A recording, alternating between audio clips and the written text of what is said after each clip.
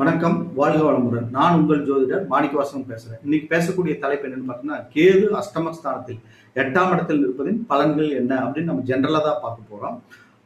பார்த்தோம்னா கேதுவை போல் கெடுக்கிற கிரகம் எதுவும் கிடையாது. கேது எந்த ஸ்தானத்தில் நிற்கிறாரோ அந்த ஸ்தானத்தோட பலாபலன்களை கெடுக்க வல்லவர்.